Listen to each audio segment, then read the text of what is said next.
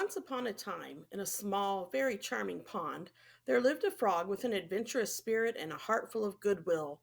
This frog isn't your average pond dweller. If you're a frog with a schedule as packed as this one, you can find yourself in some pretty strange situations. For example, one sunny day, Frog was hopping along its favorite patch of lily pads. It had been a very productive day. The frog had spent the morning working in the yard, pulling up some pesky weeds and tending to its beloved garden, as frogs are known to do. But the day was about to take a turn. A giant truck full of bike pedals rumbled into the pond's clearing, and without missing a beat, the frog sprang into action. It hopped on board and got to work, efficiently sorting petals into neat piles of reds, yellows, and chromes. As the day wore on, the frog took a break and reflected on its many adventures.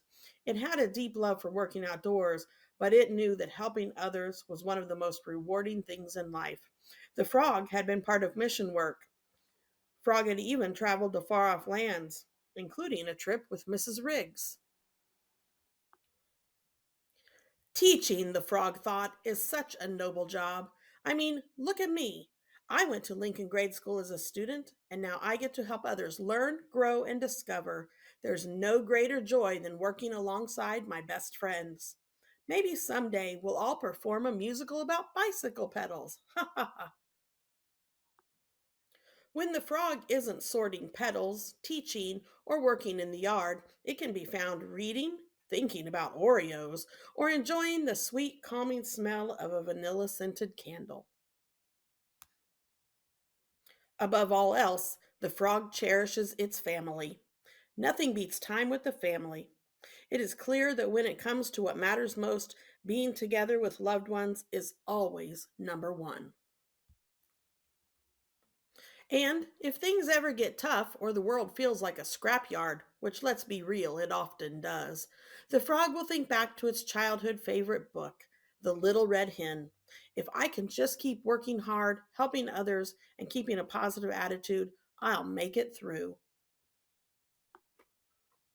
As the sun began to set and the frog looked around at the world it loved so much, it felt a sense of peace. Yep, it said to no one in particular, I love this life.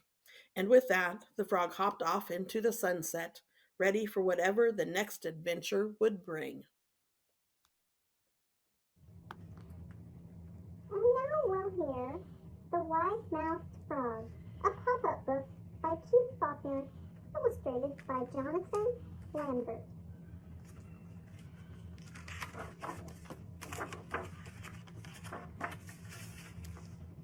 I'm a wide-mouthed frog, and I eat flies, said the wide-mouthed frog, shooting out its long, sticky tongue. As he hopped along, he met a blue-feathered bird. I'm a wide-mouthed frog, and I eat flies, said the wide-mouthed frog. What do you eat, bird? I eat wriggly worms and slugs, replied the bird, snapping his pointed beak.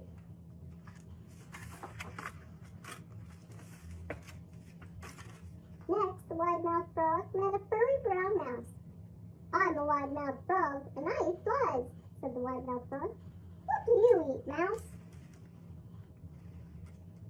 I eat crunchy seeds and juicy berries, replied the mouse, wriggling her whiskers.